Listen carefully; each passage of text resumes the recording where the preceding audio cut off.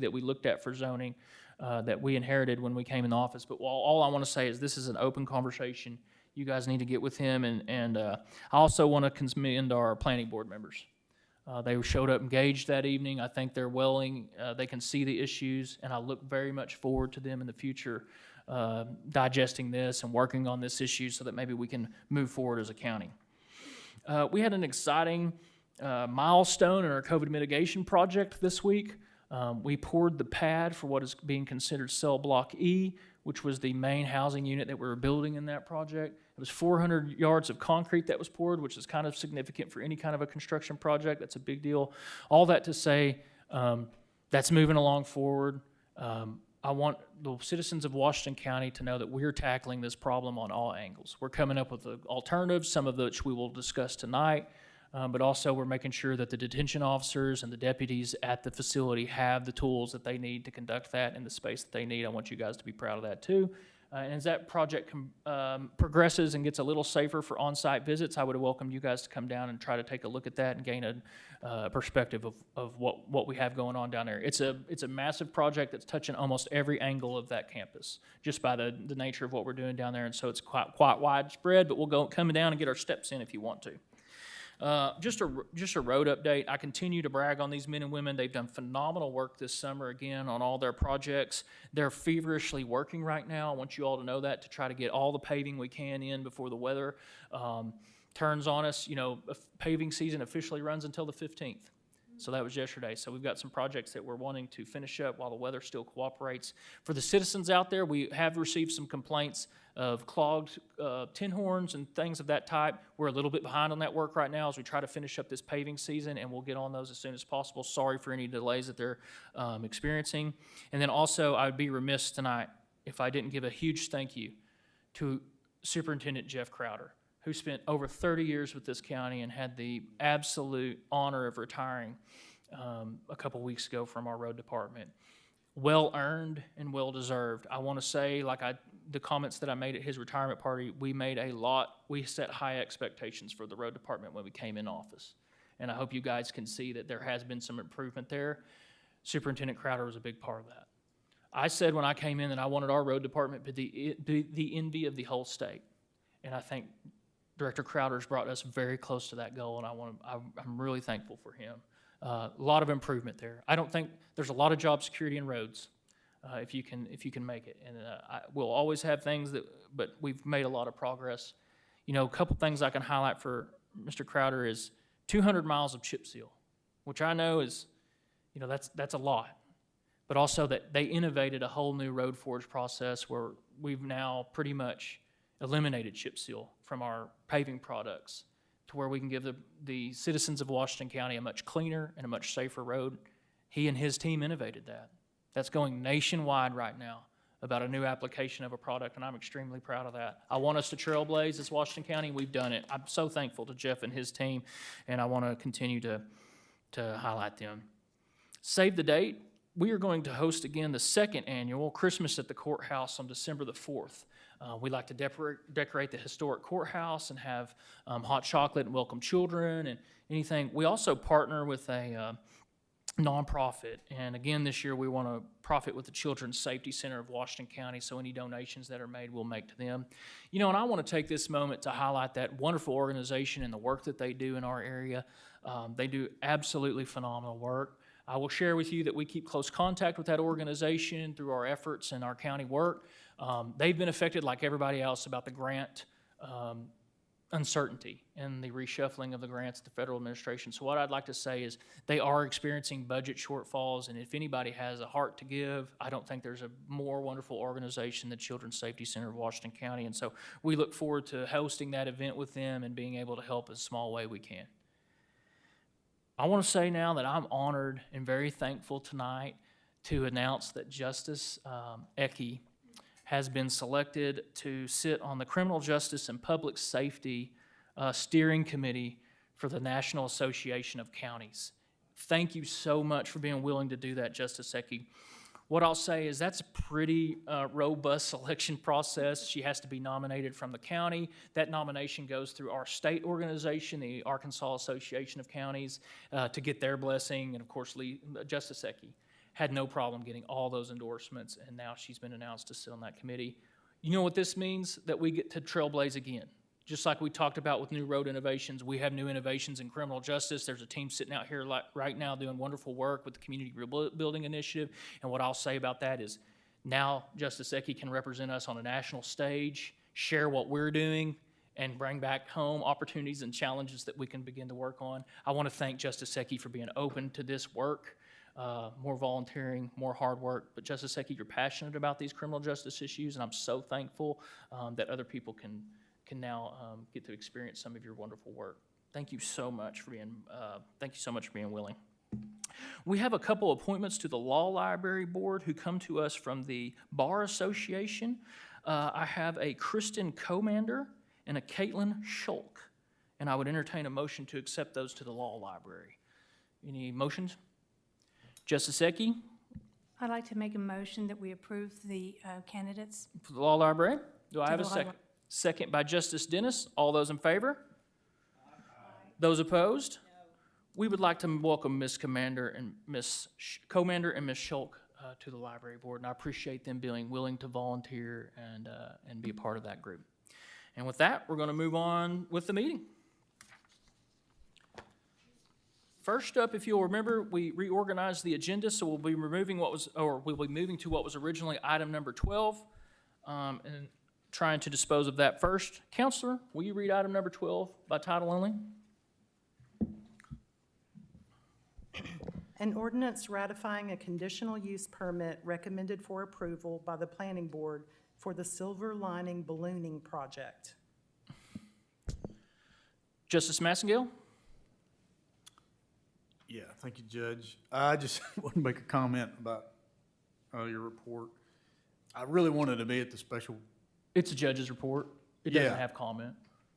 Huh? It doesn't have comment. Okay, well, I was just going to tell you, I really wanted to be at the Special Planning Commission, but I wasn't there. You had said I was there, and you may have got me mixed up. Maybe I with got you. somebody Did I get you? I'm so sorry. You might have got me mixed up with somebody else, so I didn't want. I didn't. I gave you undue I don't credit. want the credit to be I'm sorry. inappropriately. Well, you go given watch to that me. video then, okay? I have watched quite a bit of it. Thank you. Thank you. Any other discussion or motions on item number 12? Well, we got to have a motion. The discussion's got to start at the board. Do you want the summary by Dr. Atta? Sorry, I got to he'll give you a summary real quick, and then we'll let them ask you any questions at all. Good evening, everyone. Yeah, this project was approved on September 25th by the four members attending by the planning board members. So it's basically, the applicant is a certified, FAA certified commercial pilot, and he's doing this not as a hobbyist, he's doing this as a professional. So he wants to build in his property, it's about 4-point-something acres. He's using 1/4 of an acre as a launch pad. It's just like a pasture. He built a shop, 10 by 30 shop, so he can accept customers. It's gonna have 2 to 3 parking spaces. And basically he's launching from there and then flying across, and he lands in farms or lands that he already has agreement with. And normally he has very strict laws and regulations that his customer signs on before they fly. He does this from dawn sometimes and dusk, so the scenery, and basically he does this 3 hours, mostly 2 to 3, 4 times a week. He's not sure how long that's gonna take, or how many launches gonna take, depending on how many customers he's gonna get. There is only 2 employees on site, and during the operation, it's him and the assistant.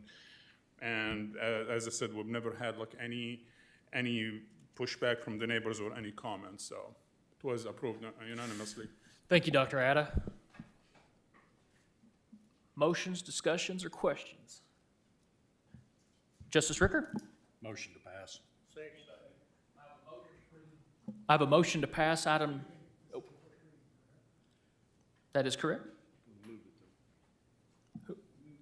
Justice Ricker, would you like to change your motion to suspend the rules to the second reading? Have we read it the first time? I believe we have.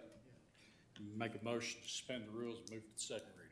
Motion to suspend rules, move to second reading. Justice Pond, you had the original second. Would you like this one? A second by Justice Pond. All in favor? Aye. Those opposed? Counselor, will you read that by title only for the second time? It's my fault. I'm making a mess of this. I'm sorry. An ordinance ratifying a conditional use permit recommended for approval by the planning board for the Silver Lining Ballooning Project. Justice Ricker? Motion to suspend the rules, move to third and final reading. Motion to suspend the rules and move to the third and final reading by Justice Ricker. Second by Justice Dean. All those in favor? Those opposed? Counselor, will you read that for a third and final time? Yeah, maybe. An ordinance ratifying a conditional use permit recommended for approval by the planning board for the Silver Lining Ballooning Project.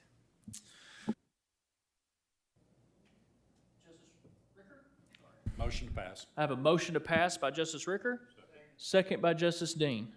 Justice Bruns, any further discussion? Yes, sir. How are we going to enforce this, the rules we put in place? Justice Bruns, I think we've answered this question as best we can multiple times. The Sheriff's Department enforces all county ordinances. They do not enforce ordinances. I think they do. No, sir, they don't. I can't give you any better information, Justice Bruns. That's what I figured. Are we finished? Are you good? Sure. I Okay. mean, you can't. Oh, Justice Coger, actually. Justice Coger? Thank you, Judge. My question is, it's like 4-point-something acres, but how do you know where that, how do you make that balloon land in those 4-point-whatever acres? Something acres is like his property. He's launching from like quarter of an acre, like on the corner, like upper left corner of that, like 4-point-something. He has a house, he has a shop, and the rest of it like where he like launches, not land. He doesn't land there. He just launches. I mean, you've been to the meeting. Yeah, so he launches, flies, and like lands somewhere else. Yep, and he picks up. I mean, like he will have his assistant. They will like give coordinates. So it's like, I'm gonna be in that area where the wind takes you, and he's gonna be landing, and he will call. So it's like, we're gonna be there, and like they pick up and go back. Okay, Yep, thank you. I did not absolutely. understand that. No worries. That's me, I'm the Yeah, one that that's follows. the assistant. I'm the crew chief, I have to follow him in the truck and meet him where he's going. Well, Dr. Atta hardly didn't give you any credit for that, did he? Justice Lemming? All I want to say is you've never been in a hot air balloon ride. They're wonderful. I've been to Utah and flew over the mountains out in that area, and they're pretty. And it's neat. We just got back from Albuquerque, New Mexico, They're pretty. and flew with over 550 other balloons. We went over to Harrison one year, and they had a huge amount of them over there, and that was a beautiful sight. So, thank you. I think it'll work good. Any further questions for the applicant or discussion? Any public comments on this item, item 12.1? Seeing none, I had a motion to pass by Justice Ricker, a second by Justice Dean. Mr. Allen, will you please call the roll? Justice Massengill. Yay. Justice Rivera Lopez. Yay. Justice Lyons. Yay. Justice Ecke. Yay. Justice Dean. Yay. Justice Washington. Yay. Justice Coger. Yay. Justice Dennis. Yay. Justice Hires. Yay. Justice Rio Stafford. Yay. Justice Lemming. Yay. Justice Ricker. Yay. Justice Pond. Yay. Justice Bruns. No. Justice Wilson. Yay. Item number 12 passes. With that, we'll move back to the front of the agenda. Pending any objections, I'd like to go back to the original numbering on the agenda, if that's okay, or I'll make myself crazy tonight. So back to the original number 8. Counselor, will you read this by title only? This ordinance is on the second reading. An ordinance transferring $665,500 from the various budgets to fund the construction of a new county fuel island and for other matters pertaining thereto. Justice Rios, staff? Move to suspend the rules and go to the third and final reading. I have a motion to suspend the rules, move it to third and final reading by Justice Rios Stafford, second by Justice Hires. All those in favor? Those opposed? The ayes have it. Counsel, will you read that for a third and final time? An ordinance transferring $665,500 from the various budgets to fund the construction of a new county fuel island and for other matters pertaining thereto. Justice Rios Stafford? Thank you, Judge. I spoke to Chief Stewart today to get an update on this. Since the discussion we had at last month's meeting, this was put out to bid again, this time to ask for above-ground and below-ground options, since that was a discussion that we had last month. The bid is still open. It closes on Monday, October 20th, this coming Monday.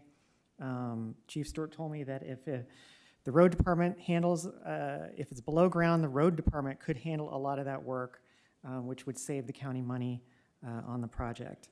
And so I move to pass this ordinance.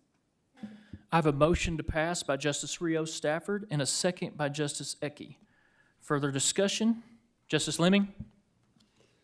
I'm all for getting the new tanks, and I'm all for all of this, but we was under the impression that we was getting new bids.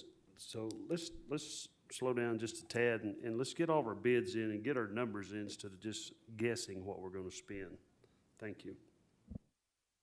Well, I'll push back a little bit. I think that's a little bit unfair. We've talked to the contractors a little bit. The thing that we're seeing, and I believe Chief Stewart could speak more to this if he wants to provide more detail, is if we're gonna self-perform the burying of the tank, the actual cost difference is pretty negligible.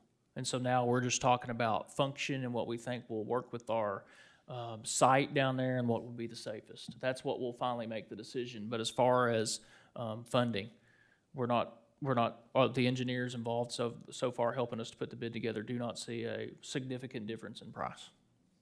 Justice Coger? Thank you, Judge. So it was mentioned during public comment, something that I hadn't thought about, but, so when we say buildings and grounds, they're contributing 400,000, okay? And then underneath us, it says fire and extended coverage. So explain that. Is that money we got from the insurance company? If you recall, in our June discussion about the fuel island, we rebid our property insurance. Do you remember that? Yes. And saved about $800,000 from what we originally budgeted in the various budgets for the property insurance. We're doing that differently this year in the budget. If you remember, we spent a lot of time in the comptroller's office piecing things up and sending them to their various departments. And what we've said is if Buildings and Grounds is doing the property quotes, then they'll pay that all out of their budget. So we're trying to condense that. But before, it was broken up into these various and sundry budgets. And so what we said was, we've asked, can we reutilize that money, that savings, to put in a fuel island? So it's money we did not spend on property insurance that we're trying to convert into an asset that we need, and that's the fuel island. Okay, I was trying to get straight in my head. So, but wouldn't we be saving that money in 2026, not 2025? No. No? Okay. Okay. Our property premium, I think it's due in June.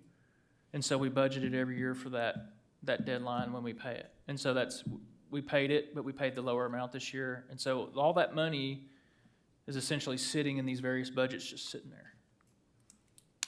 Okay. So here's my concerns. We already have access to commercial fueling options throughout the county, competitive, reliable, and open 24/7. Is that correct? Are you talking about just a regular gas station? Yes. Yeah, I think we went through the advantages we saw of gas stations. Do we need to go Well, back through that? We did. So a new fueling station isn't cheap, and between construction, equipment, environmental concerns, compliance, insurance, and ongoing maintenance, the cost is going to add up quickly. Add to that liability for leaks or contamination, and it's not just a one-time expense. We shouldn't consider just this one-time expense. It's going to be a long-term commitment of taxpayer money. Right now in the county, we have pressing needs like personnel, wages, increased employee insurance costs, 13 new road graders for the road department, rising jail costs. I just don't think a new fuel system rises to the level of being a priority. is convenient. It could be convenient, but I don't think it justifies such a large capital expense and the ongoing cost. I think we should be budgeting for our needs and not maybe our wants. I will be against this. Thank you. I appreciate that. Here's the reality. That's spoken from somebody who's completely ignorant of county operations. We have a fueling island right now that we have 2 pumps on. Point of order. It is a, yes, ma'am. I'm raising a point of order concern. Oh, he didn't. I'm raising a point of order concerning the conduct of the chair. The chair's remarks just now and actions toward me do not align with the standards of decorum expected in this meeting, and the chair is required to be fair, neutral, and respectful in conducting proceedings. Section 43, decorum in debate. Robert's Rules of Order state that the chair should be impartial, avoid personal remarks, and ensure the debate is conducted fairly and respectfully for all members. If the chair violates these principles, members can raise a point of order or move to censor or even removal. I respectfully ask that the chair rule that my point is well taken and that the chair should refrain from personal attacks and ensure that debate is conducted fairly and respectfully with impartiality for all members, even if you don't like those members. Thank you, Justice Coger. I'm sorry. I didn't mean to personally offend you. I use the word, if you don't know what you're talking about, it's very difficult. I don't know how else to describe it. But back to my original comments, we have a fuel island right now with 2 pumps. We heavily utilize that not only for our road department, but for the equipment. You did not rule on my point of order. It's denied. Okay, then I'll Thank you. appeal your ruling. Okay. I'm going to finish my comments. We have a fuel island, has 2 pumps down there. It's heavily utilized not only by our heavier rolling stock equipment, which doesn't fit in the necessary come and goes or the commercial gas stations that are around. Additionally, also, those pumps are very old. We've experienced a lot of issues with that. One of the main issues was that we had a lot of gas that has froze up on us during some of our storm responses. So all of that is a myriad of issues. We have a pump that's currently going out. We cannot get replacement parts for that. It's beyond its useful life. And so this is, if we do not do this, we will lose the current fuel island that we have and we will not have access to it. Now, of course, we did consider some upgrades to this whole thing. We will have more pumps. We've invited the sheriff's office to share in those pumps. We believe that there's some advantages to security and just operations there. And then also additionally, what we've seen is we can also save a lot of money. We have a vendor right now that owns our pumps. We are absolutely committed to that one service vendor. That's some of the issues that we've seen with the fuel gelling during very cold temperatures. One of the things that's frustrated us is we don't seem to get much customer service in that regard. It's just, when it happens, it's tough. If we own our own pumps, we'll have the ability to go out and put bids out for fuel, which will open up our cost savings for both the Washington County residents and then also gives us an opportunity to work with different vendors. We believe I believe Comptroller put out a white paper a few weeks ago that showed that we will have savings that will probably pay for that in 5 or 6 years just from our savings of fuel alone. So I think it's not a matter of convenience. I would not absolutely put it like that. This is a matter of logistical operations, and this will carry our road department forward in a long time. With that, you wanted to appeal. I'm appealing the ruling. Okay, let me get you're appealing my ruling. Okay. And so I have said that I've apologized to Justice Coger. I said I didn't mean it that way. I'm sorry if you took it that way, but I don't know. If you want to uphold my ruling, the vote will be yes. And if you want to dispose of my ruling, the vote will be no. Mr. Allen, will you please call a roll on that, sir? Justice Massengill.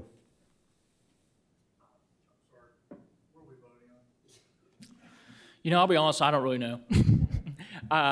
She's appealing my declination of her point of order. So a yes vote will say you agree with me, and a no vote will say you agree with Justice Coger. I guess I don't know how else to put it if somebody has a more eloquent way to say that, and I don't know what the consequence is.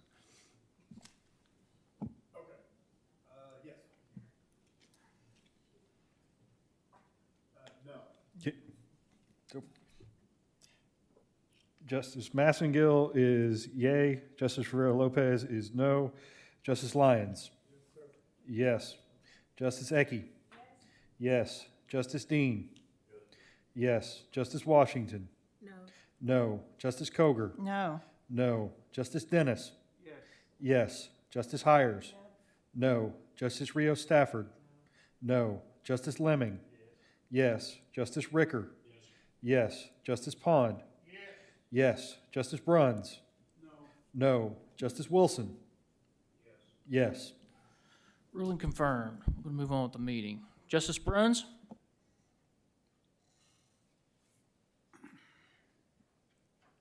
I think that, Mr. Lemke Lemming had a very good point. I would like to see us wait until we get all the bids in before we go spend the county's dollars. I think that's only responsible, and I think it's the right thing to do. You know, you can say we haven't had this type of situation come up, but I've seen it before in this room where we have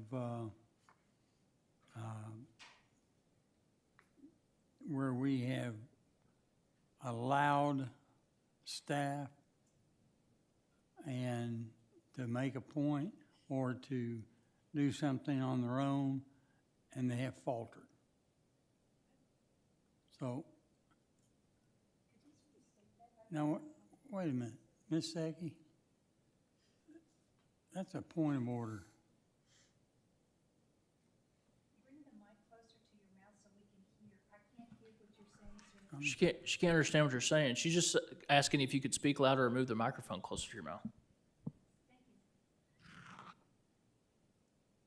So I think that his request for making sure all the bids are in is the only responsible response we should have as a quorum court. Thank you. Justice Dennis? Thank you, Judge. I'll be voting for this, and some of my reasons are on construction. I mean, we're living the dream right now, having such warm weather. I mean, I've seen us have to trick or treat at Halloween because in the snow. I mean, 2 times in my life I've seen that. So weather changes rather quickly here in Northwest Arkansas. And if you're doing that type of construction, you need to get on it while the weather's good. So that alone will actually save us money. And we have an idea, a good idea, on what it's going to cost by what's in already. And so to have an open bid doesn't mean that we can't have to spend it all or that we can't come back and get more. But I think it's just critical that we get started on it while we can. I've seen things stretched out before, and you say, well, that's the way government works. Well, it's a silly way to work when you can save money and when you can be more efficient with your money and you're not saving it, you're just not spending as much by doing it now instead of later. So I can also see how that we can keep track of how much we save, and then in 5 years or 7 years, and we say, well, that didn't work. Well, then you can put an end to it then. And if it did work, then you can probably won't get around to patting anybody on the back, but someone will deserve a pat on the back for being smart enough to start now and get it done. So I'll be voting for it for those reasons, to get it done or get started on it before the weather changes. So that's my thought. Thank you. Justice Lemming? Thank you, Judge. Just want to add more to what you had to say. I mean, because I put a fuel island in for LATCO, and we had approximately 280 vehicles running around here. And a fuel island's what we need. I mean, and having one that we own is what we need. That way we can get the fuel prices like we need to bid in different places. And, you know, people don't think about it, but the cards they carry in their pockets, if you're not careful, if you don't keep a good eye on them, that could go in cars that don't belong to the county. And that happens a lot, and you don't realize it.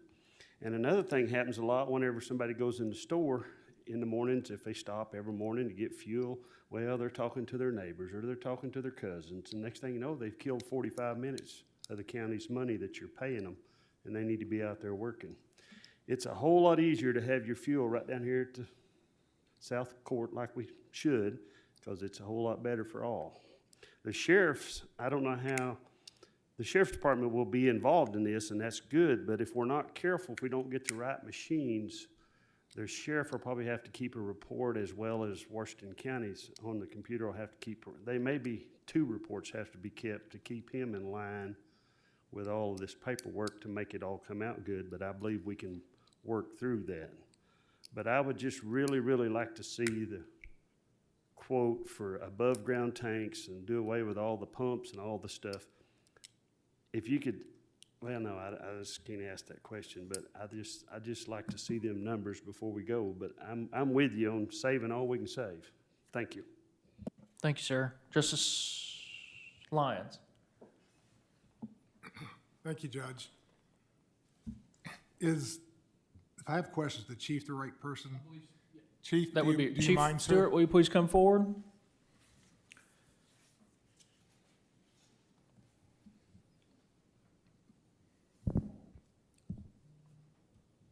Thank you. Sir. First, let's remember, all we're doing is moving money from line items into a line item to prepare to be able to pay for this. That's all this ordinance does. The money's already out there, it's appropriated, it can be spent. It's a savings, we're just putting it in a line item so it can be spent for this once the bids are here, et cetera. But can you help us understand a little more, just for transparency, because I'm definitely for this. How did we come up with that number? The dollar amount? The 665.5. So there was an original bid? That was the original bid? Correct. Okay. So And- that's and there- probably the max that we would see, given that original bid. Correct. Is that And okay? that was for an in-ground tank. Okay. And what they're showing us so far, just the preliminary talking points that we're getting back, is that it's looking like that's gonna be lower than what an above-ground tank would be, simply because we're doing a lot of work ourselves. Okay. Again, just trying to put a basis there, so I Right. appreciate the information. The other thing, and one of you two probably can confirm or deny this, we're not only going to, I don't believe we're only going to save money over and above what we pay today because we're tagged to a certain vendor. We could save what you would be paying at the commercial pump, depending on how that's contracted, the contract we do, the bulk that we pay for, what we say we're going to buy within a year. I mean, all that goes into that price. If I understand this industry well, that all goes into bidding out how much we're going to pay for the fuel.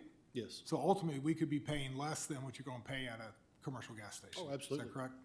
Thank you, And now Judge. they're still gonna have, I wanna make sure everybody's aware that we're still gonna have the capability, if somebody's out and about in the community, they Well- still have the card, they can still get fuel at any of the local convenience stores or anything like that as needed. It's just that it's gonna be highly encouraged to get it at the South Campus Well, fueling station in order especially- for. Especially the sheriff department, whatever, you gotta be able to Correct. buy it out there, so that will be there. But if you're here, that's the preference that saves us money in the long run across Correct. the board.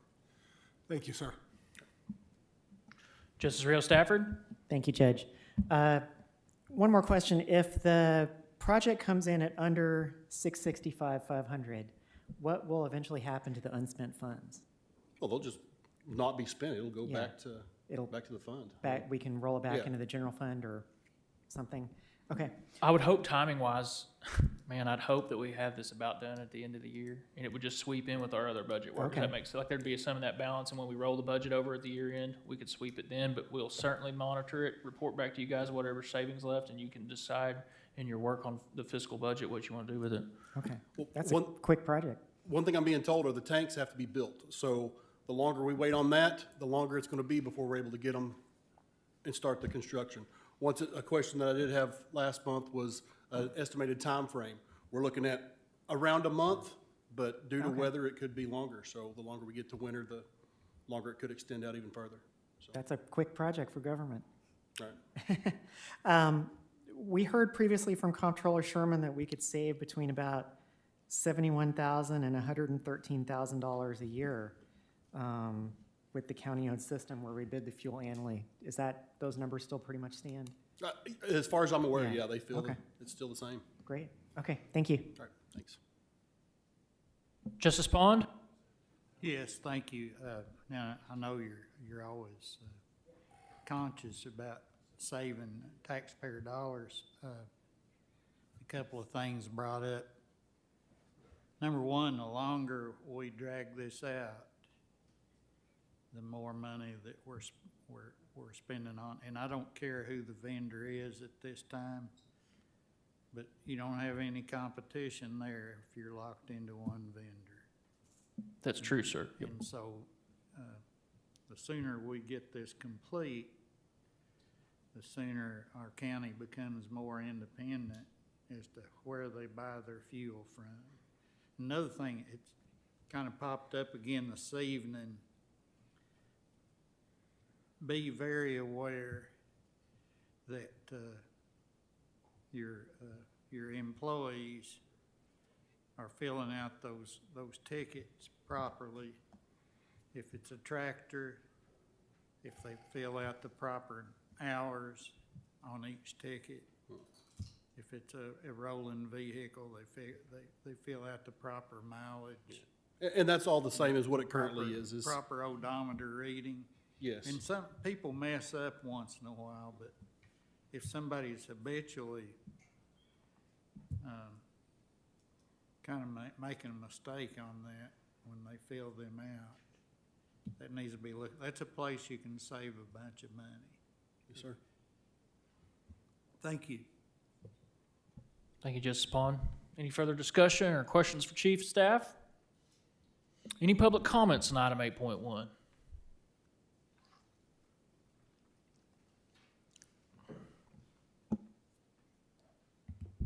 Sherry Main, 15451 Riches Road, Fayetteville. I'm all about saving money, which I think we should be good stewards of our taxpayers' dollars. I had asked some questions at the last meeting. I never got any answers to how many tanks, are these going to be above ground or buried?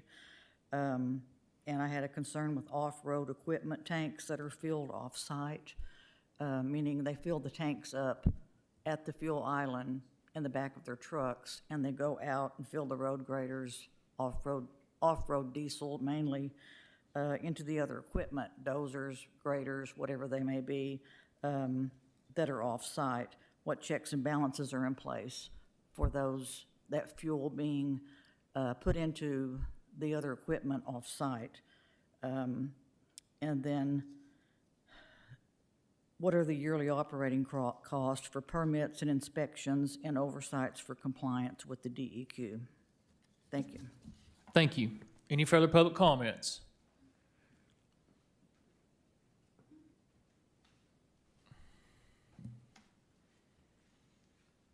Sarah Moore, Fayetteville. I brought this up when this island came up previously, and I just want to discuss it again. I have a little confusion about when I look at this budget and has jail and operations as part of the budget. I think it's $200,000. And there's this report the county judge put out of concern around how parts of our equipment and things are happening at the sheriff's office. And so it feels like we're still not fully understanding if there's some fund issues there in regard to that investigation, paired on top of the sales tax for the operations and maintenance, the $0.25, our operations actually overspend that. And so I'm not quite understanding how there's available funds that are going to go towards the island. And so I haven't heard any addressing to that, and I heard the year end and having money and being able to sweep it. I do understand as we close quarters or close the year that we can have labor dollars through, not employing certain individuals that potentially become available, but I haven't heard any talk if that's what we're projecting, and have concerns that we're going to allocate monies that may not be available. Thank you. Thank you. Public comments? Seeing none, Mr. Allen, will you please call roll? This is motion to pass item number 8.1. Justice Massengill. Yes. Yes. Justice Rivera Lopez. Yes. Yes. Justice Lyons. Yes. Justice Ecke. Yes. Justice Dean. Yes. Justice Washington. Yes. Justice Coger. No. Justice Dennis. Yes. Justice Hires? Yes. Justice Rio Stafford? Yes. Justice Lemming? Yes. Justice Ricker? Yes. Justice Pond? Yes. Justice Bruns? Yes. Justice Wilson? Yes. Item number 8 passes. Item number 9.1. Counselor, will you please read that by title only?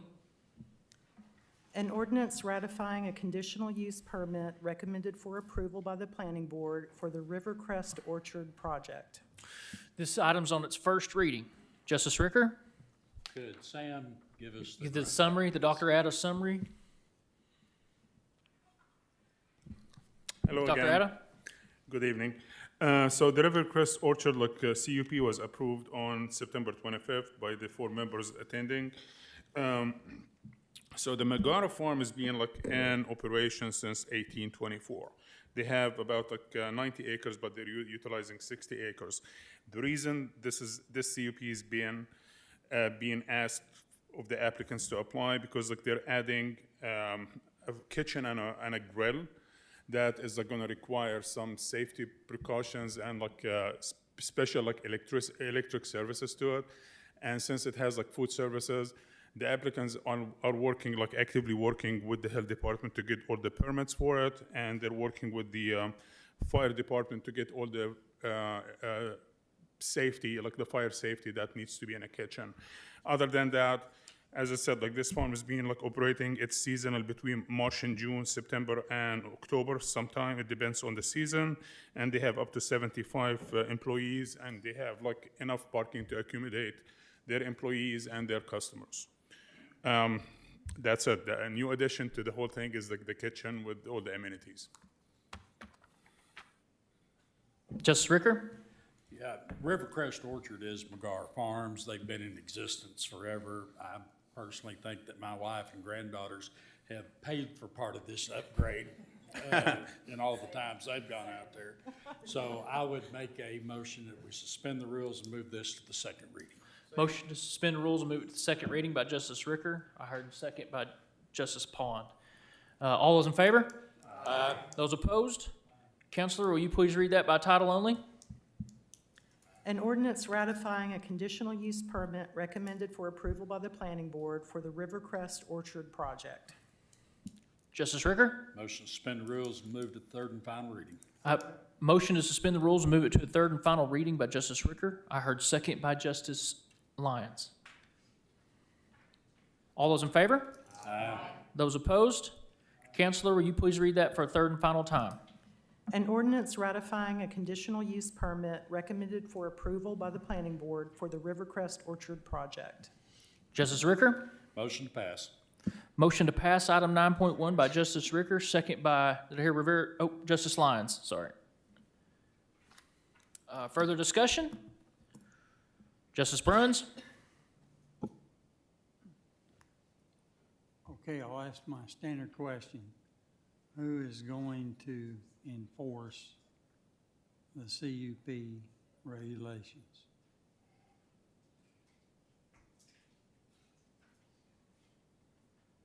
Okay, you don't know. Thank you. Anyone else? Moving on. Seeing none. Any public comments on item 9.1?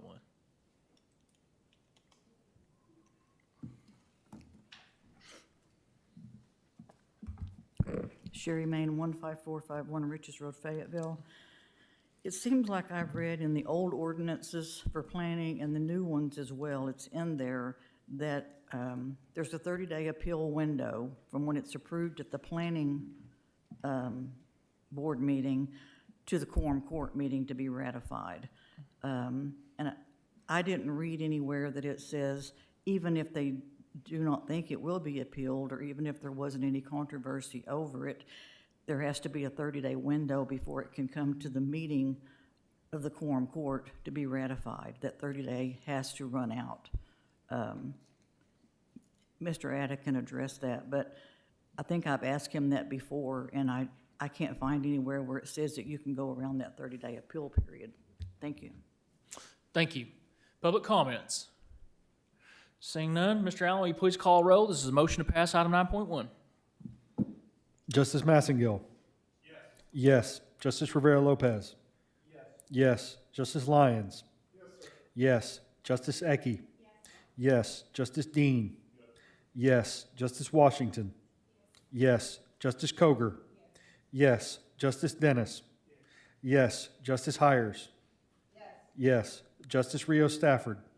Yes. Justice Lemming. Yes. Justice Ricker. Yes. Justice Pond.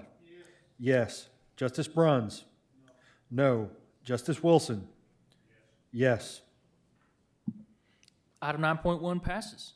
Item 10.1, Counselor, will you read that by title only? An ordinance ratifying a conditional use permit recommended for approval by the planning board for the Mon Community Event Center project. This item's on its first reading. We'll get to Dr. Atta's summary. Absolutely. So, same thing. This project was approved on the 25th of September by the four members attending. So the Hmong Society, there is about like 2,000 of them, and they don't have any place to go. So this place being purchased back in the day so they can do their social activities, social networking, like religious activities and like burials and all of that, and everything else like associated with the Hmong Society. This project was approved in 2019 and ratified in 2019 and came back in 2021, was approved by the planning board and ratified by the Quorum in 2021. Due to shortage in money, they could not secure it to build any facilities, and because of some logistics issues, they had to postpone everything. Everything was basically expired based on our ordinances. So this time they secured the money and they promised they're going to do something. So hopefully that's going to stick this time. It's going to be built in 3 phases. Phase 1 is going to be a metal building equipped with electricity and gravel parking, and it's going to have a restroom. And the second is going to be an additional tiny building next to it that is going to have a janitorial closet and restroom areas. And the third one, if they have the money for it, is going to be a commercial kitchen. Right now, the area is being used as an open space for them to gather, and most of the kids play soccer there. We never had any feedback from the neighbors, and it was as smooth as it gets. Thank you, Dr. Atta. Justice Lemming? Yeah, if you want to see some good volleyball and soccer, this is a place to go. It's amazing to go out there and watch them kids and all them folks come out there and play ball, and they just go out there and have a good picnic and a party all the time. They do it twice a year. It's a really neat deal.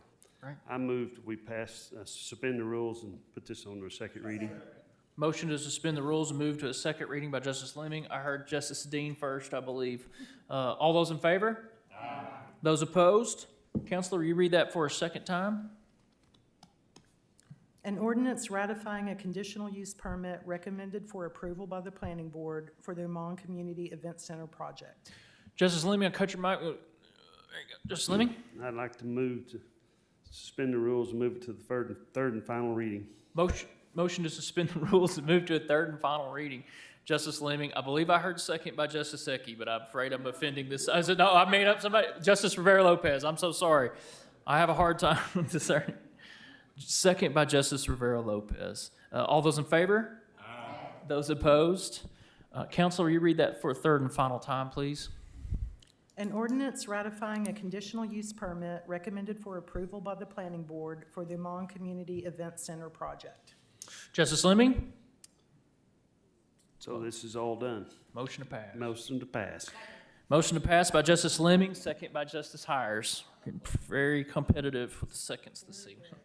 Any further discussion or questions by the board? Any public comments on item number 10? Seeing none, we're going to take up the question. I have a motion to pass item number 10.1 by Justice Lemming, a second by Justice Hires. All those in favor? I'm sorry. We better slow down. Call the roll, Mr. Allen. Justice Massengill. Yes. Justice Rivera Lopez. Yes. Justice Lyons. Yes. Justice Ecke. Yes. Justice Dean. Yes. Justice Washington. Yes. Justice Koger. Yes. Justice Dennis. Yes. Justice Hires. Yes. Justice Rios Stafford. Yes. Justice Lemming. Yes. Justice Ricker? Yes. Justice Pond? Yes. Justice Bruns? Yes. Justice Wilson? Yes. Item number 10.1 passes. Item number 11.1, Counselor, will you read that by title only? An ordinance ratifying a conditional use permit recommended for approval by the planning board for the urban steel project. Dr. Ada, can you give us a summary, please? Good evening again. Project was approved on September 25th by the 4 members of the planning board. This project previously was approved in 2016. Same issue, they did not have the funding to establish anything for logistic and financial reason. And then COVID pandemic hit, so they had to wait until this year. We never had any pushback from the neighbors. It's going to be basically a business for welding and metal work. They're going to have up to 7 employees. They're going to work from Saturday is going to be 6 a.m. to 12 p.m. Regular hours during the week is going to be from 6 a.m. to 6 p.m. There are not going to be any customers. Most of the time it's going to be deliveries, and the work is going to be on site, and then they're going to take it and build it where it's supposed, build it on site, and then it's going to be installed on the customer's location. It's 80 by 51 metal building, 2 restrooms, 7 gravel parking with 1 ADA parking to accommodate any necessities. Once again, no issues, and it was as smooth as possible as well. Justice Lyons? Thank you, Judge. I move that we suspend the rules and move this to a second reading. I have a motion to suspend the rules and move it to a second reading by Justice Lyons, second by Justice Dean. All those in favor? Aye. Those opposed? Counselor, will you read that by title only? An ordinance ratifying a conditional use permit recommended for approval by the planning board for the urban steel project. Justice Lyons? I move we suspend the rules and move this to the third and final reading. I have a motion to suspend the rules and move it to a third and final reading by Justice Lyons, a second by Justice Dean. All those in favor? Aye. Those opposed?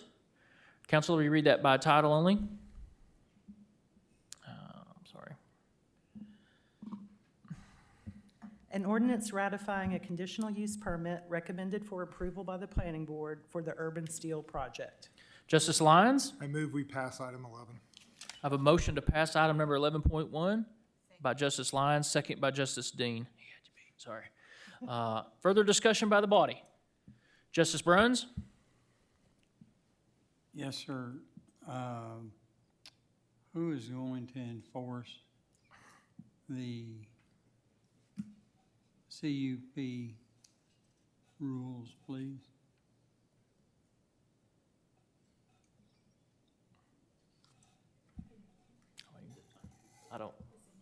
It's not that we haven't answered it, it's that they don't like the answer, and I hope everybody's taking note of that. Are you done with your comments, or? Yes, sir. Okay, good deal. Any further discussion on item number 11.1? Any public comments on item 11.1?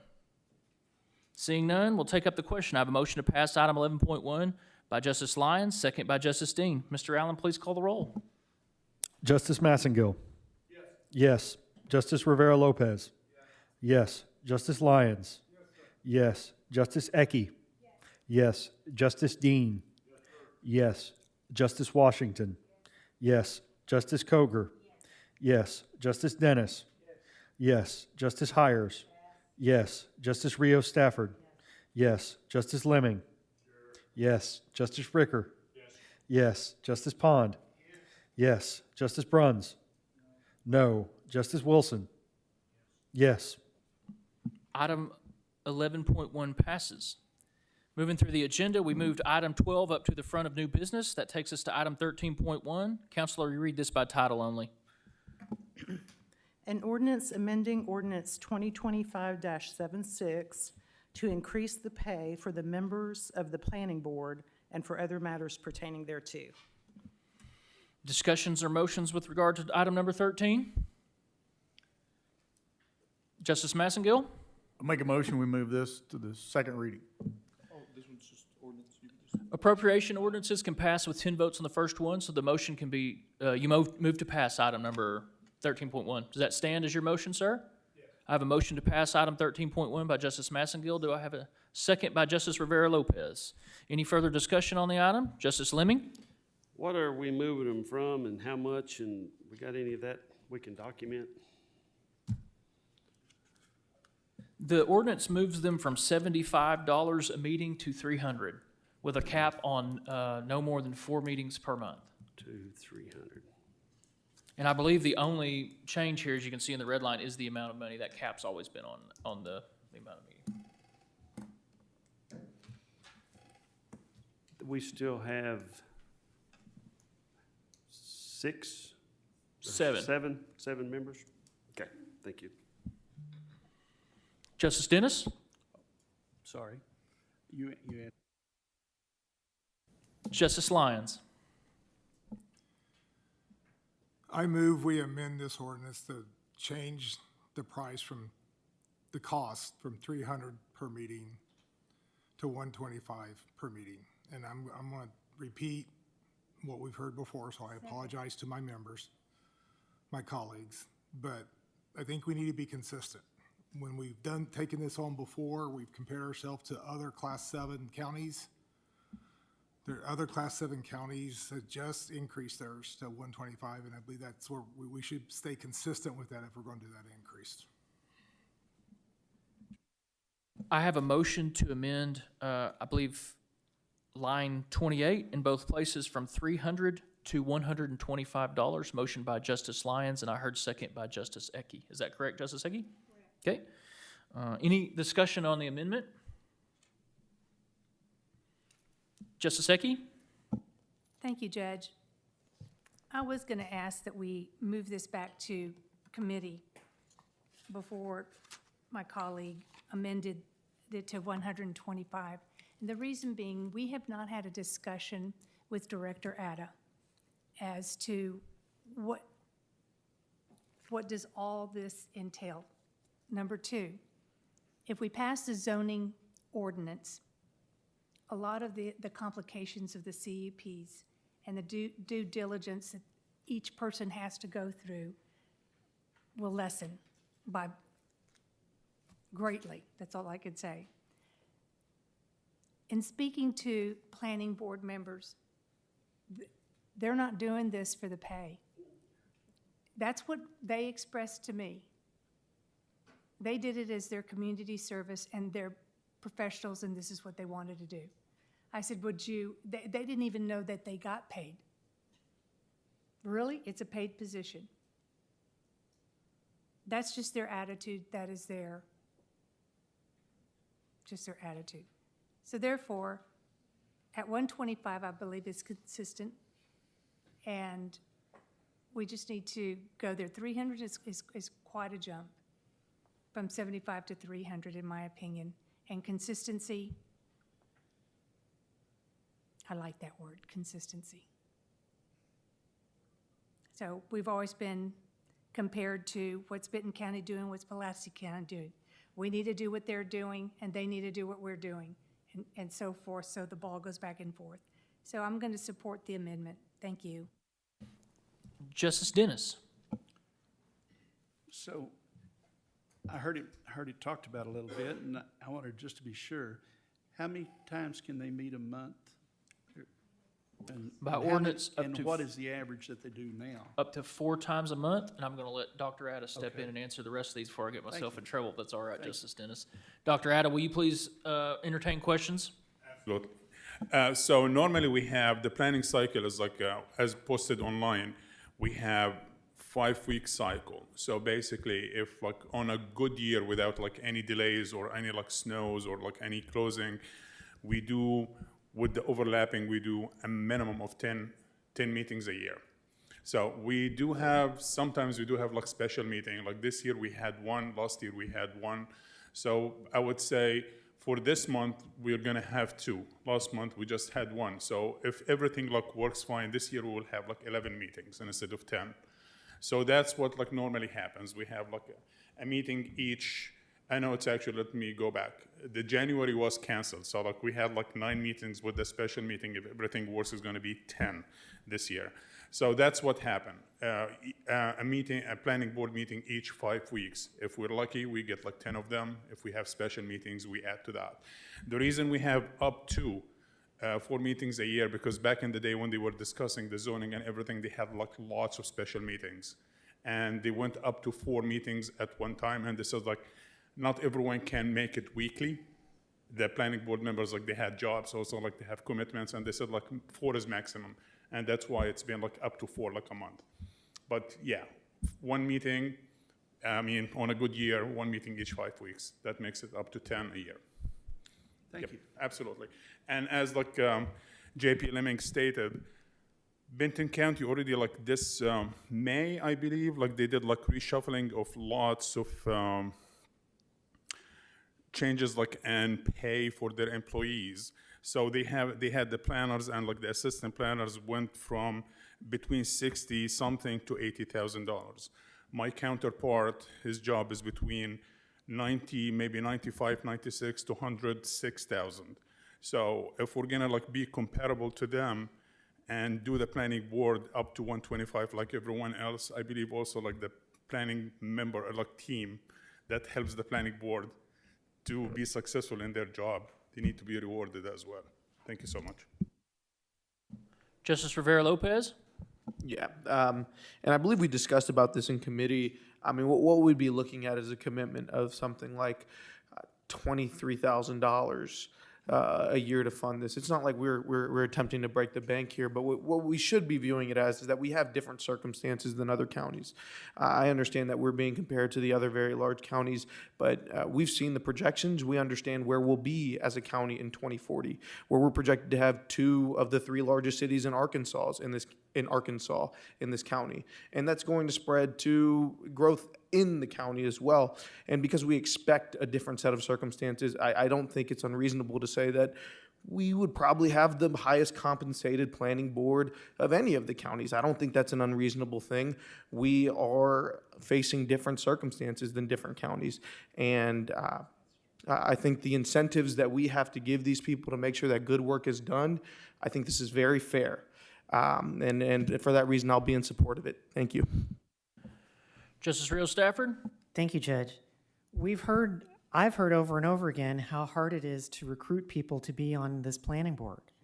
And so I think, whenever we have whenever we have job openings anywhere else in the county, among staff, if there's too many job openings, say in the sheriff's department, what do? We raise the compensation so that more people will apply for those positions. I see the same thing here with this. I'll have to say, I do have to point out that I was extremely disappointed that the last regular meeting that we had, these items that came to us tonight, you notice they were all 4-0 votes. There were only 4 out of the 7 members of the planning board at that meeting, and that was their first meeting after being reseated by the county judge. I handed these out, the bylaws for the planning board. It says, it shall be the duty of the members to regularly attend the meetings of the planning board, except in the case of illness or extraordinary circumstance. And it goes on to say that we allow them to be absent from 3 consecutive regular meetings or from 6 regular meetings during a calendar year before being cause for removal by the county judge. 6 out of 10 meetings is, to me, a lot. That's excessive. But I understand that we've probably had it that way because it has been so hard to recruit people to be on this planning board. If we increase the compensation, I think that we might also be able to look at doing something like, I hate to put it this way, like a carrot and a stick, right? The carrot is like, we're going to pay folks more money to sit on this board and maybe get a larger pool of people who might want to participate in this. But at the same time, maybe we want to reduce the number of meetings that you can miss. Maybe not the majority of meetings in a year, maybe 3 meetings you can miss in a year. And then we'll need to maybe find someone else out of the pool of people who might be willing to step up out of our very large community. If folks were compensated more fairly for making these very complex decisions. You know, we're one of the few counties in Arkansas that has zoning at all. And we have our CUP process. You know, we may be looking at, you know, moving forward with changes, but that's not guaranteed. It took us 18 months just to get to where we're at with passing our current zoning ordinance. You know, how long will it take to get to round 2? We don't know yet. But I'm in favor of, I'm not in favor of shifting this downward. I'm in favor of the original ordinance. I'm going to be voting no on the amendment, but I will be voting yes on the original ordinance as it stands. Thank you. Thank you. Justice Bruns? Yes, sir. Thank you. I remember, and correct me if I'm wrong, but less than a year ago, we did a comparison on quorum court members. And in that comparison, we compared to other large large counties plus. In fact, we are the highest paid in the state, or we were. And so with that in mind, I think we need to pay these planning people as good as we can within reason to get members recruited, to get members retained, to get, you know, good quality folks. And that's where I stand with it is I think we just need to, I don't think that's an unreasonable amount myself. I just don't see that. But anyway, that's mine. Justice Zeki? Thank you, Judge. Number one, to correct my colleague, we are not the highest paid quorum court members in the state. That's an incorrect statement. Secondly, I want to withdraw my second on the motion. Thank you. I'll be supporting the original ordinance. Thank you. Thank you. Justice Lyons? I'm going to add to the correction to my colleague. Prior to the ordinance we passed earlier this year to increase the JP's pay, our pay was about the same of a category 2 or 3 county. I don't remember exactly, it was in that neighborhood. We increased our pay to be consistent with the JPs that are being paid in a category or a class 7 county, such as Benton County, et cetera. So again, we are not the highest paid. If you go look, we are paid exactly the same as Benton County and the class 7s that are out there, back to my consistency point. But I guess this is a moot point if we don't have a second. That is correct. We had an amendment to amend the pay from 300 to 125. Motion by Justice Lyons without a second. Justice Spawn? I'll tell you what, I mean, I thought about this for a long time, and we got a lot of people correcting each other here, and maybe I'm gonna maybe make this a little more clear. We were not able to vote ourselves a raise without that being provided by the state legislature. And we all got a raise. Very nice one. It was a long time coming. You know, and we had some guys voted no on it, but I think they got the raise and they're keeping the money. I had to tease y'all a little bit. Couldn't help it. I shouldn't have looked over there. I'm paying those planning board members, and they go out to these sites and look and see what's really going on, if they're doing due diligence. And some of them are very well qualified, and some of them I know they don't really need the money.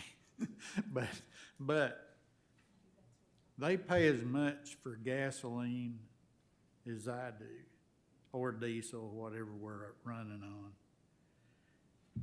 And it costs them just as much to drive out there and look at something or to drive up here at the courthouse as it does me. And, yeah, I couldn't vote for myself to get a raise and then just say, well, you know. I'm not gonna be for this amendment. I'm gonna be for, the original ordinance. A little bit of sticker shock there to start with, but, it's in the grand scheme of things, I think we're just paying them just a small amount of what they do. And I believe they need the incentive and like some of the rest of you discussed. If we've got some people that are just, for some reason or other, not being able to make so many of those board meetings, some way we need to enable the county judge or whatever we have to do, whatever has to be done to encourage them to start making the meetings or resign, whatever we gotta do to do that. And so I'll be voting no on the amendment, but it's. Point of order, Judge, I don't think we have a motion. I was about to rule that way. I We thought don't this man have- was gonna give me a second when he waved me down, but. We don't have, No. we don't have an amendment on the. Not unless somebody seconds No, it. The amendment dies I'm for not lack of a gonna- second. I'm not gonna second it. Okay. Thank you. I thought that's why he interrupted me. So we go back to the original motion to pass by Justice Massengill and second by Justice Rivera Lopez. Justice Lemming? I just want to say it's worth more than $300 of butt-eating phone calls we get every day. So let's call the question. Okay. Any further discussion on this item? Item 13.1, motion to pass by Justice Massengill, seconded by Justice Rivera Lopez. Any public comments on item 13.1?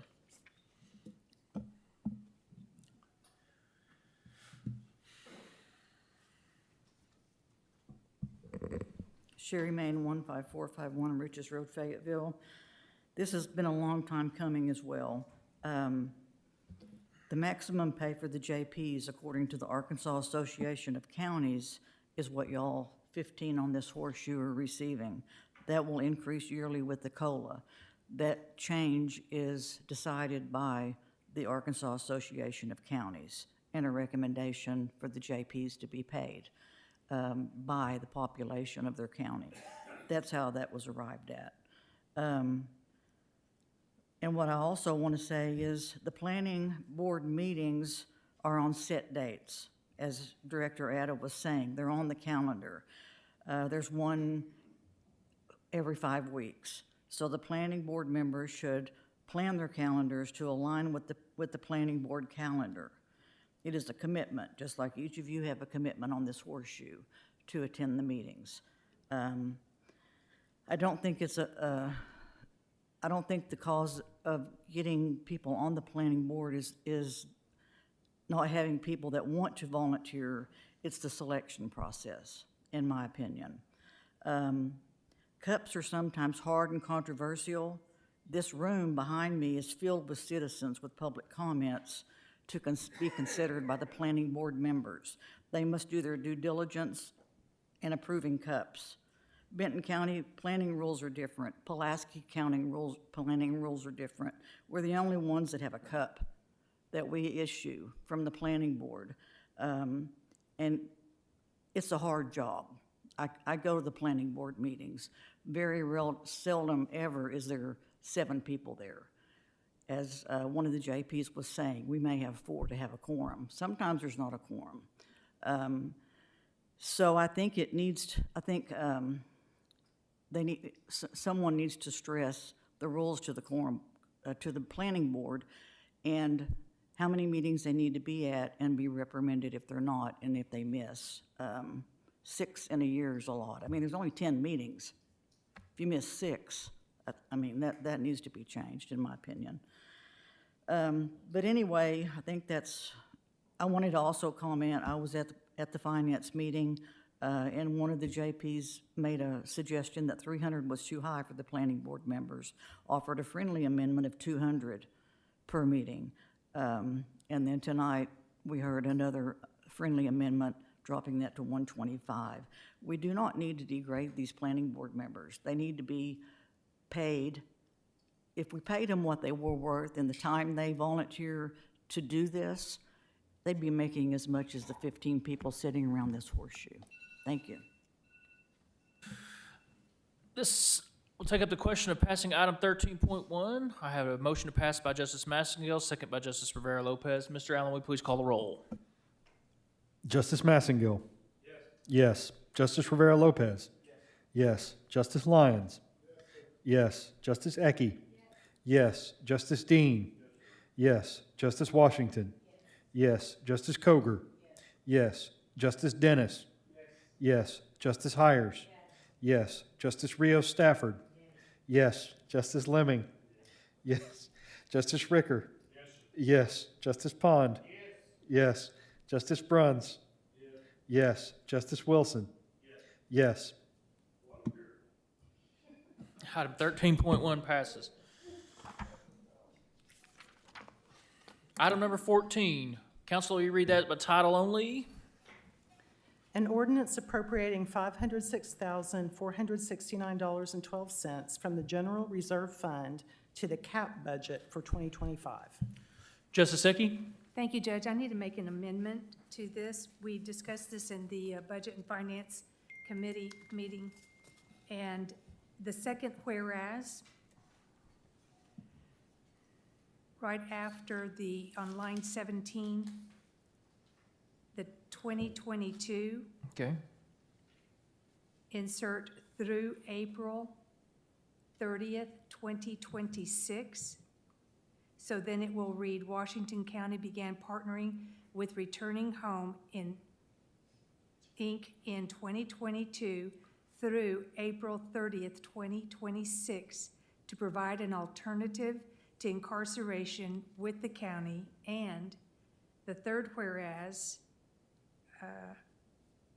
it will be, I guess, on line 20 to insert from May 1st, 2026 through April 30th, 2027. The third whereas will now read, whereas due to the success of Returning Home's CAP program, the county desires to continue its partnership through May 1st, or from May 1st, 2026 through April 30th, 2027.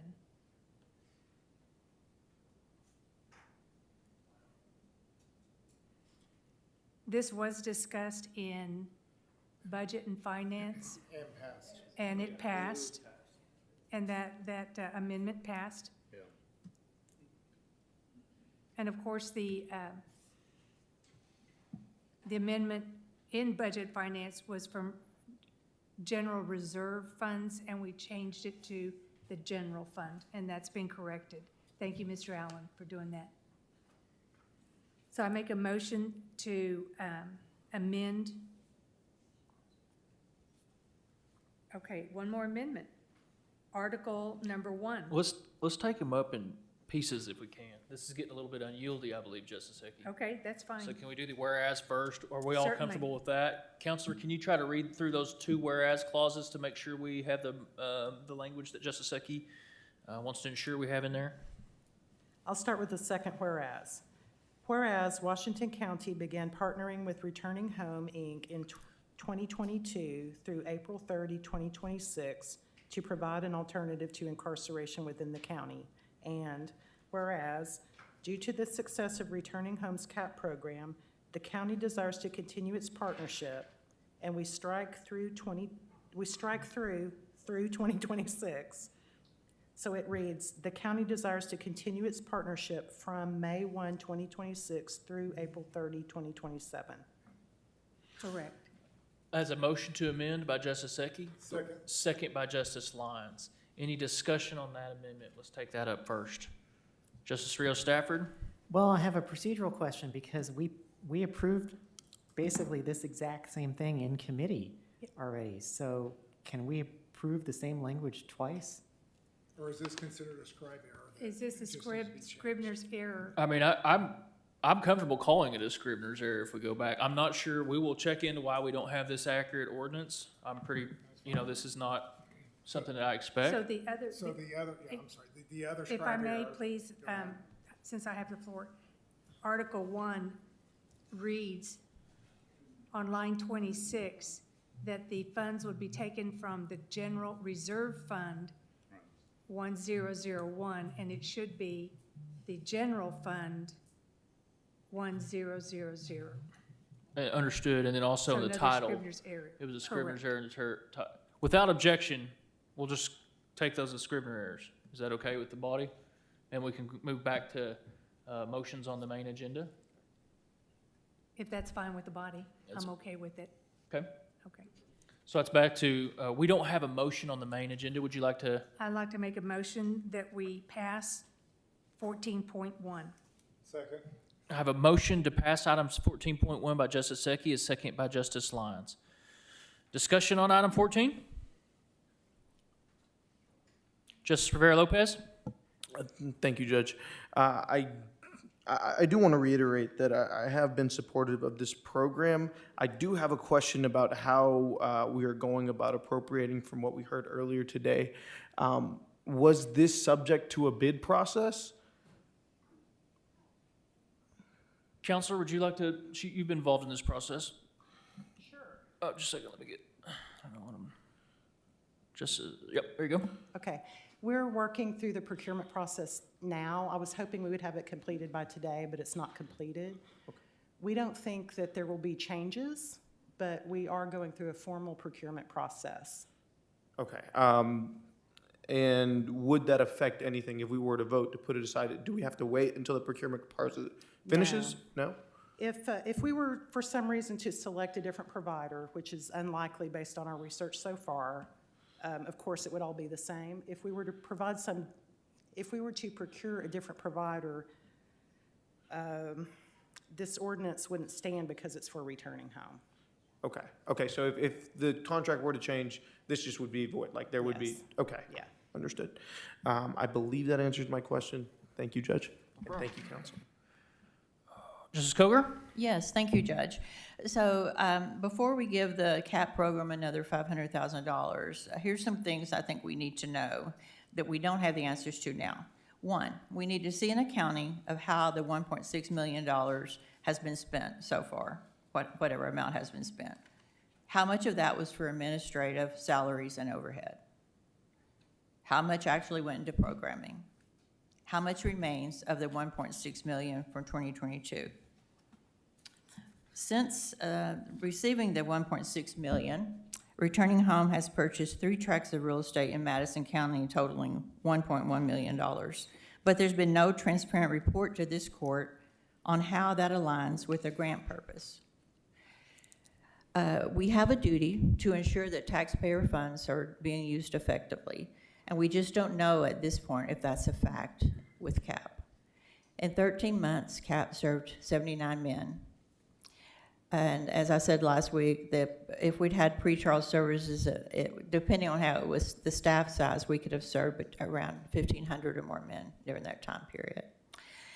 Furthermore, the 2020 Criminal Justice Assessment Study, which the county paid for, $70,000, identified pretrial population as the primary driver of our jail population. By approving another $500,000 for CAP right now, I'm afraid we risk shutting the door on real reform. Every dollar we commit to CAP today is a dollar we can't commit to building pretrial services tomorrow. It sends the signal that this court has already done something, and it makes it politically and financially harder to do the thing that would actually solve our problems. So if we give this $500,000 to CAP now, I fear what we'll hear later is we can't fund pretrial services. We've already given that money to CAP. And just like that, our window for meaningful jail reform will close. This is about fiscal responsibility and data-driven decision-making. And I just can't believe that we're going to give this money without having even accounting on what has been spent so far. We've already invested generously in returning home, yet we still lack transparency about how those funds were used. Thank you.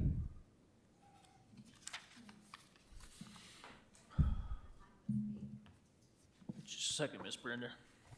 Ms. Brenda, would you like to present to us a little bit and speak this evening? Yes. Will you put that microphone on? Just a second.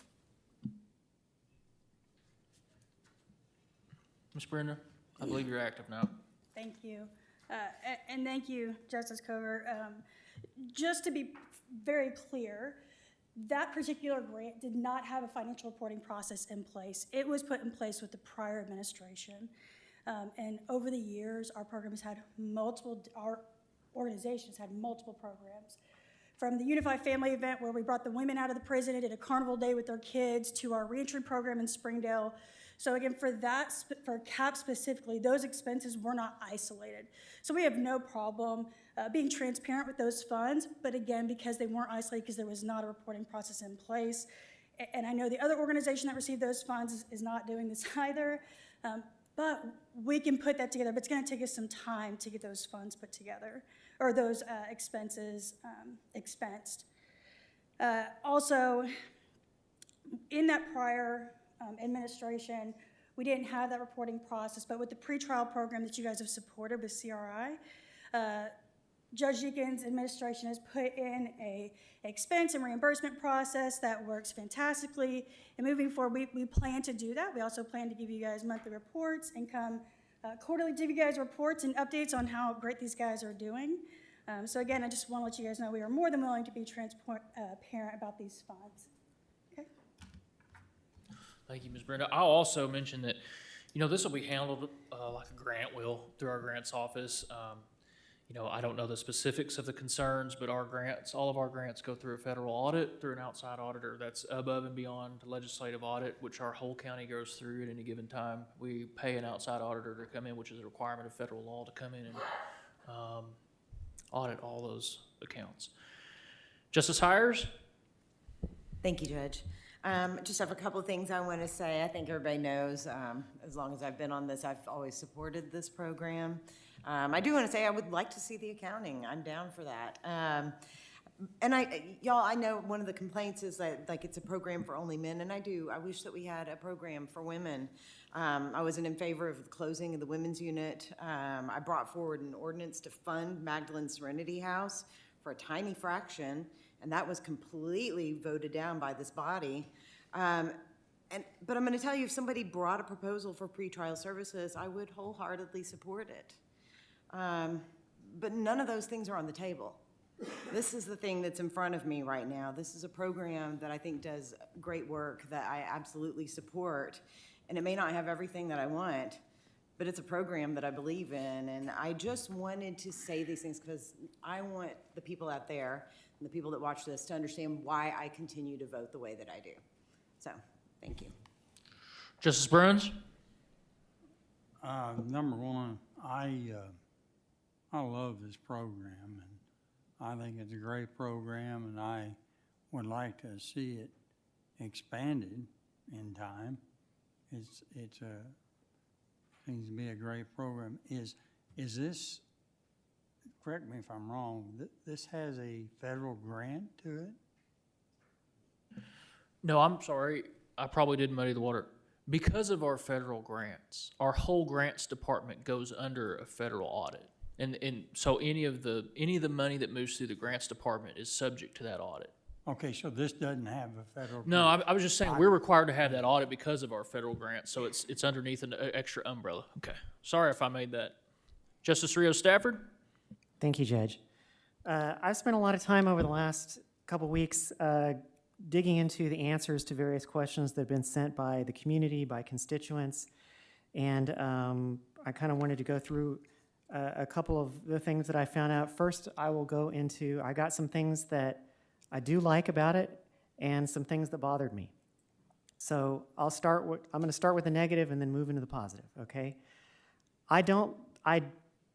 it raises a red flag to me that somehow Returning Home came to us almost as if it was an emergency, saying that, hey, our funding is going to run out at the end of the year, and we need the appropriation, the ARPA funding, and we need an appropriation from the county's regular revenues to continue moving forward starting January 1st. Well, then it turned out that we discovered, thanks to some advocates in the community, that actually the original ARPA money that we appropriated years ago was supposed to last through April 30th, 2026. Thanks to JP Ecke and folks for getting this amended so that we're not accidentally double dipping. But it raises a red flag to me as how the organization didn't know that, and it seems like what we heard last week is that they're going to be stretching a dollar until we get to May. And a nonprofit, an organization that has solid accounting practices in place, I don't understand how that happens. And I wish someone could explain that to me. We heard concerns about the procurement process. I'm satisfied with the answers we've gotten about that from Councilor Baker. We heard concerns from the community that we'd heard from the first time last week, that the clients pay a fee, $100 weekly program fee, to be part of the program. And Nick Robbins explained last week that fee helps offset organizational costs that are not covered by the grants: insurance, administration, maintenance, repairs. It's about 15% of a client's weekly take-home pay. We heard concerns about that there's a work requirement with this program. What about people with disabilities? What about it's only available to men? What about women? I reached out to Prosecutor Carter and got some answers from him about his office. So CAP is not the only program that his office uses. He told me that they can always find an alternative program. They have other programs that the prosecutor's office works with, some for men and women. And so he feels that there's no concern in his mind about violating the constitutional equal protection, because CAP is not the only game in town. It's the only one the county is funding, but it's not the only one that's out there. He mentioned the same thing with disability, that very likely they could find an equivalent program or come up with something basically that could accommodate that. And his knowledge that his office had never had someone turned down from participating in a program because of a disability. Then my final thing is, for me, I wanted to do the math, right? And thanks to the Returning Home folks for getting me those numbers today. They've had in the past year, they've had 106 people graduate from the program. They have a 41% recidivism rate, which means the majority were not reincarcerated. Out of those 106 graduates, 66 were not reincarcerated, which I think is a great success. That's much higher, or really much lower than the normal recidivism rate among the general population of folks who are incarcerated. If you do the math, out of those 66 people, out of the 506,000, okay, that comes out to $7,575 per person. So we're spending $7,575 per person to hopefully get somebody out of the system entirely. They're never going to come back, hopefully, and not get reincarcerated again and go on to become productive members of their society for $7,000 a person. What would it cost if that person was the average, if they weren't in a program like this and they went to prison, average sentence is 3 years, what does that cost the taxpayers? We heard last week it was about $80,000. So we're saving. We're spending $75,000 on the front end. We're saving $80,000 on the back end. Those are the numbers I'm going with. And that doesn't take into account numbers that you can't even calculate the benefit to society, these folks having gainful employment, the amount that they're contributing to the economy, home ownership, the generational wealth that is creating from being able to have gainful employment and own their own homes, the positive impact on their children. We've heard how so many of these folks had broken childhoods themselves, and that's why they're in the situations they're in. And how many of them have kids that they're in the process of, or have reunited with, or in the process of reuniting with, and fatherhood classes and getting connected to their kids so that those kids break the cycle. Those kids grow up and have a chance. I'm sorry, I'm getting a little emotional about this. What price tag do you put on that? I don't even know that you can. I don't even know that you can. You know, the question is, would this money be better spent on pretrial services? Maybe. But I don't see this as an either or. I want both. The Criminal Justice Coordinating Committee was disbanded 2 years ago, and we haven't heard anything about a pretrial services plan since then. Our judges, our prosecutor, our public defender, please bring us a plan. I'll vote yes on it. I'll vote to fund it. I think we need both. But I don't see this as pitting this one against that. I think we need all the tools in the toolbox to be able to improve our county, reduce the overcrowding in the jail, and create more productive members of our community. Thanks. Justice Pond? Yeah, heard a lot of comments, pros and cons, and I've been pretty impressed with the pros from what I've seen on the online. Actually paid them some compliments in returning home. I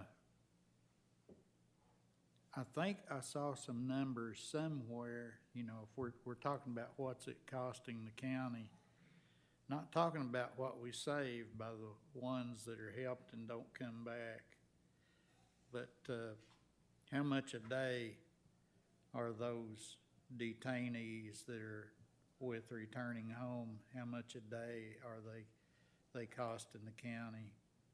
And I think the number was quite a bit less than how much a day it costs for detainees down at the jail, if I recall.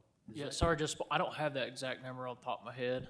No, I was just thinking there was some difference, and they're doing it for less money than we do down at the jail. There are bound to be people watching this discussion that are wondering, wow, what is this costing the county? What's it costing in tax dollars? They're doing good work, and I'm thinking it's actually less tax dollars than what it's costing at the jail. And so, you know, with all this drug out like it's been, I think that needs to be kept in mind. I'm not for doing an audit on a bunch of people that have a system that seems to be working pretty well. It's not perfect, but why are we talking about to keep criticizing these folks to the point where nothing short of an audit is and I imagine that they do have to be audited as well. I don't know where I'm going with this. I'm just saying I really appreciate what they've done. And just like the rest, I'd like to see this grow, and I'd like to see some of the women detainees have the same opportunity. I'm for that, as long as we can keep making this happen and that grows. I appreciate it. Justice Coger? Yes, thank you, Judge. I would like to make an amendment to this ordinance, a new paragraph, a new whereas, right before now, therefore. And my amendment would read, returning home shall provide the Washington County Quorum Court monthly accountings of all income and expenses for the program funded under this ordinance. And that's my amendment. Thank you. I apologize, I missed the first part of that. That's an additional article you'd like to add? Did you say that, like article number 2? Is that correct, or? I've meant it as a whereas, but should it be an article? No, I would be wherever you want. You want a fourth whereas? Maybe I should make it, I think I'll make it Article 2, now that you mentioned that. Article 2. Okay. Can you repeat that one more time so that we can try to, when you get the chance, I'm not trying to. Yeah, I wrote Okay. it out. Can we borrow that for just a second? Counselor, borrow that? She can have it. I She can wrote have it that? out just now. Okay, so I have a motion to amend to add an Article 2 by Justice Koger. Does that have a second? Second. Second by Justice Washington. Counselor, will you read that one more time, Article 2, and see, make sure we have the wording correct, make sure everybody understands it? The new language will read, Article 2, returning home shall provide the Washington County Quorum Court monthly accounting of all income and expenses for the program fund under this ordinance. I have a motion by Justice Koger and a second by Justice Washington. Any further discussion on that amendment? Mr. Allen, will you please call a roll on the amendment? This is to pass the amendment to add the Article 2.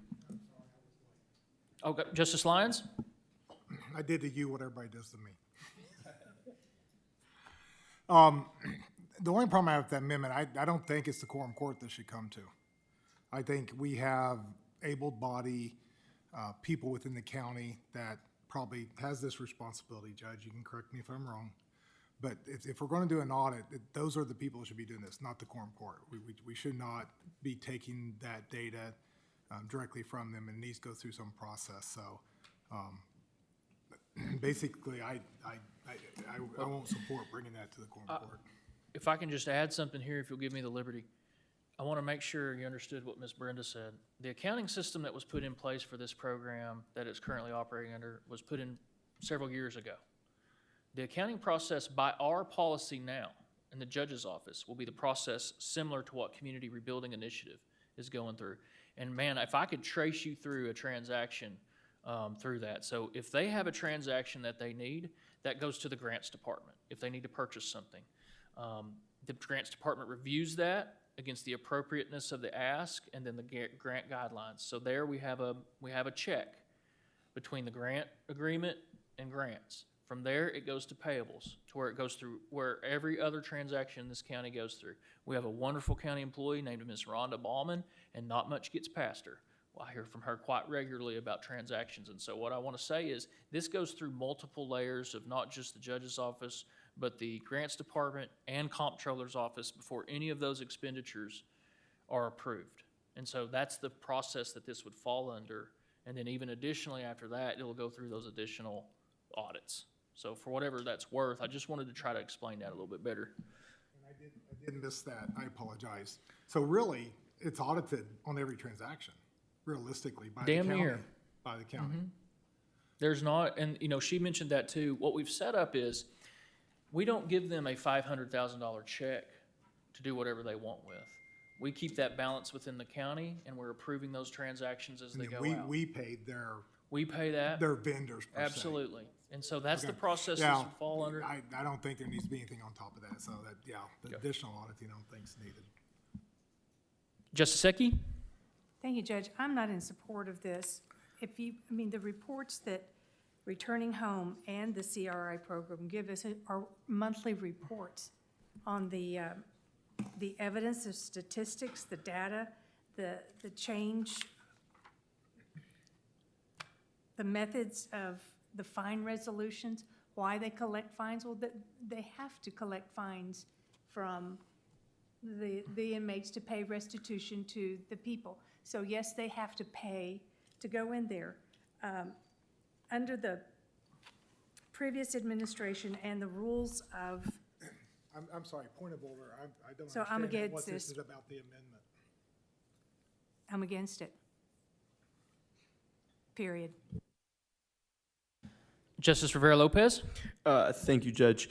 I do want to clarify, I believe I understand, but is the information, does the grant, do the grant people, do they keep like a ledger of everything that they've audited? Yeah, they keep a ledger, and that can be viewed or requested at any point. Now, what I'm not sure they're doing, I don't know that they're putting in them in formal, like, balance sheet, P&L financials. I mean, Right. the information's all there. We just don't have a requirement to present them in that form, so we're not taking the labor to do that. Right. But what I'm saying is, any transaction that you justices of the peace want to look at, we will have the substantiation behind it, and you'll be able to judge those transactions as you want to. And so that is something that is available to us, right? That's you Absolutely. communicated. And if I can just be so forward as to say, we have had no issues with returning home as an organization and the accounting policies that we put in place, nor the reporting that they're giving back to us. Right. If there was any fault in the accounting process that was happening before this, it was because they were only asked to do what they were asked to do. Does that make sense? They've never had a compliance issue with the county. And in fact, what I'll say is they work with us as partners to come up with the best form of accounting. They're in the business to do what they do, and they're not here to spike it with bad accounting. And that's the feeling I've gotten from them, so. Thank you. Justice Coger? Yes, thank you. I just want to stress, I'm not asking for an audit. I'm just asking for a monthly accounting of income and expenses. That's all. Thank you. Thank you. So we'll take up the question on the amendment. I had a motion to amend by Justice Coger, a second by Justice Washington. Mr. Allen, will you please call a roll on the amendment? Justice Massengill? No. Justice Rivera Lopez? No. Justice Lyons? No. Justice Ecke? No. Justice Dean? No. Justice Washington? Yes. Justice Coger? Yes. Justice Dennis? No. Justice Hires? Yes. Justice Rio Stafford? Yes. Justice Lemming? No. Justice Ricker? No. Justice Pond? No. Justice Bruns? No. Justice Wilson? No. That amendment fails. That takes us back to the main motion. I have a motion to pass item number 14.1 by Justice Ecke, a second by Justice Lyons. Any further discussion? Any public comments on item number 14.1?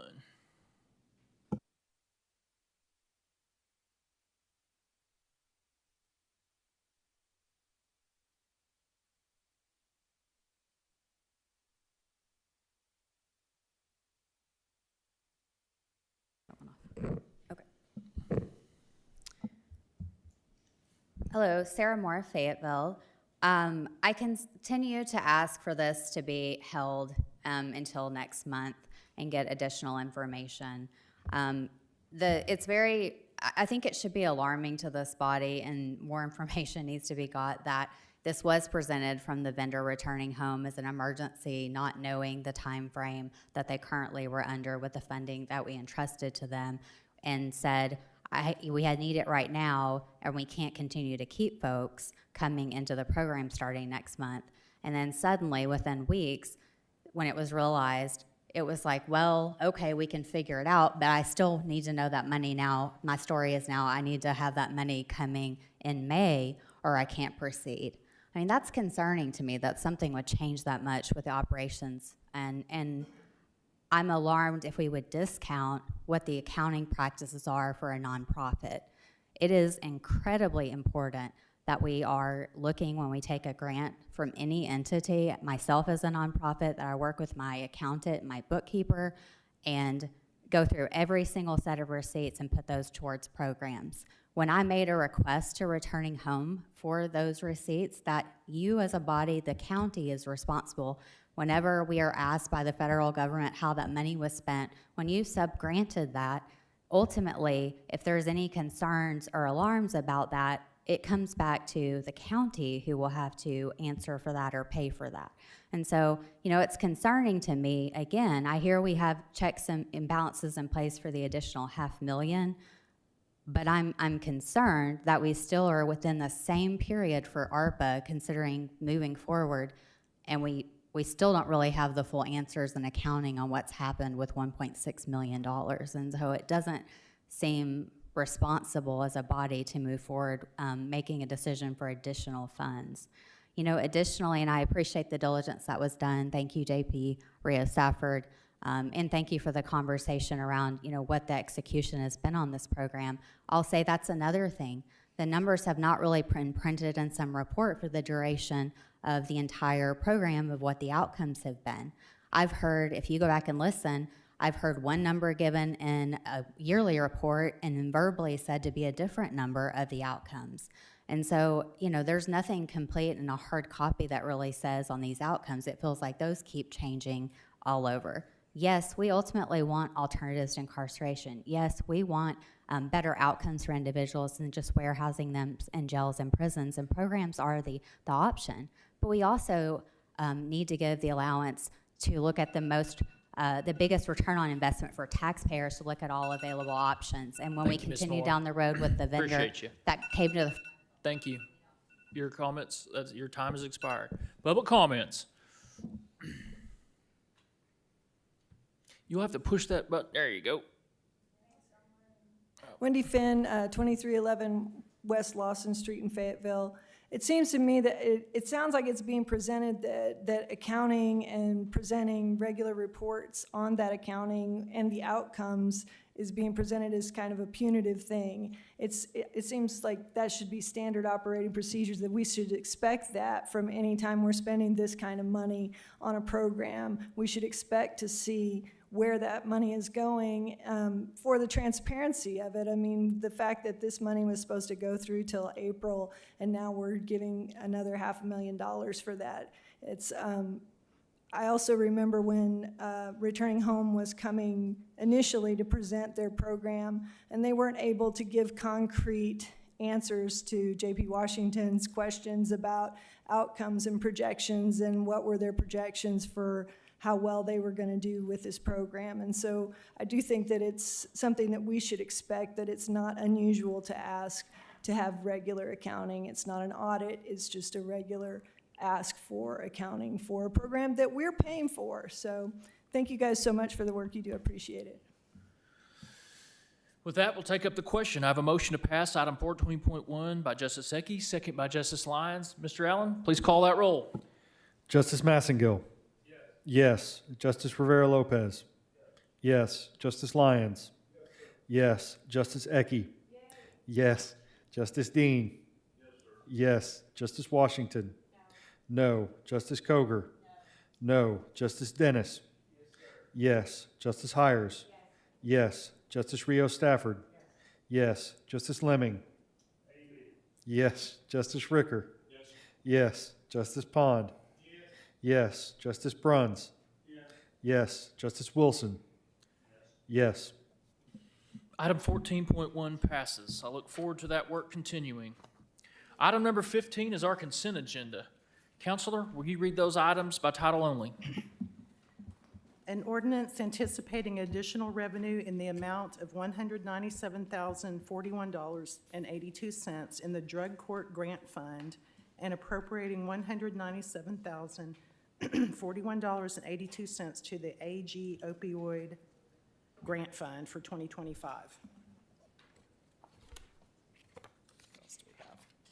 An ordinance recognizing additional revenue in the amount of $298,400.10 and appropriating $298,400.10 from unappropriated reserves in the general fund and the jail fund to various line items in the sheriff and jail budgets for 2025. An ordinance amending the supplemental juvenile court grant fund for 2025 and for other matters pertaining thereto. Justice Ricker? Motion to pass the consent agenda. I have a motion to pass the consent agenda by Justice Ricker, second by Justice Lyons. Any further discussion? Any public comments on the consent agenda? Seeing none, Mr. Allen, will you please call the roll? This is on passage of the consent agenda. Justice Massengill. Yes. Justice Rivera Lopez. Yes. Justice Lyons. Yes. Justice Ecke. Yes. Justice Dean. Justice Washington. Yay. Justice Coger. Yay. Justice Dennis. Yes. Justice Hires. Yes. Justice Rio Stafford. Yay. Justice Lemming. Yes. Justice Ricker. Yes. Justice Pond? Yes. Justice Bruns? Yes. Justice Wilson? Yes. The consent agenda passes. The robust committee reports are in the packet for this month. A lot of great work in those. I appreciate everybody doing that. I believe most of the schools are on fall break right now, so I hope everybody gets a chance to get out with the people they love and do something very fun. And with that, we'll be adjourned.